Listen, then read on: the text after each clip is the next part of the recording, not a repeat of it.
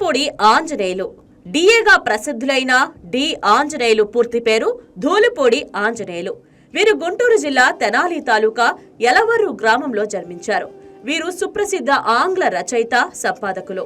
వీరు మద్రాసు క్రిస్టియన్ కళాశాలలో ఎంఏ పూర్తి చేసి న్యాయశాస్త్రంలో పట్టభద్రులయ్యారు.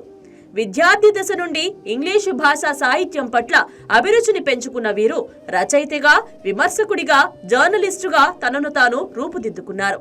ఇంగ్లీషు జర్నలిజంలో బాగా రాణించి పేరు తెచ్చుకున్న తెలుగువారైన సివై చింతామణి, కోటంరాజు రామారావు, కోటంరాజు పున్నయ్య, చలపతిరావు, కుందూరి ఈశ్వర దత్తు, కాసా సుబ్బారావు, జీవి కృష్ణానిధి, సివిహెచ్ రావు, జీకే రెడ్డి, ఏఎస్ రామన్ల సరసన నిలబడ్డారు. వీరు మొదట ఇండియన్ ఎక్స్ప్రెస్ సంపాదక వర్గంలో 1948లో చేరి 1953లో ది హిందూ పత్రికలో చేరి అనుభవం సంపాదించిన తరువాత 1959లో ఆకాశవాణి వారి వాణి పత్రిక సంపాదక బాధ్యతలు స్వీకరించారు. వీరు తెలుగు సాహిత్యాన్ని, రచయితలను ఆంధ్రేతరులకు పరిచయం చేయడంలో విశిష్టమైన కృషి చేశారు.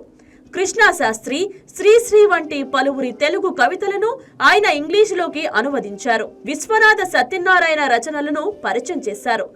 దివ్వేదుల విశాలాక్షి గారి గ్రహణం విడిచింది నవల, అమరజీవి పొట్టి శ్రీరాములు జీవిత చరిత్ర వంటి కొన్ని తెలుగు పుస్తకాలను ఇంగ్లీష్లో అనువదించారు. కేంద్ర ప్రభుత్వ ఉద్యోగరీత్యా ఆంజనేయులు ఢిల్లీ, హైదరాబాద్, మద్రాసులో ఉంటూ సమాచార శాఖలో జర్నలిస్టుగా వృత్తి ధర్మం నిర్వర్తించారు. వృత్తి చేస్తూనే అనేక సెమినార్లకు చక్కని వ్యాసాలు రాయడం ఆంజనేయుల జర్నలిస్ట్ కృషిలో భాగమైంది.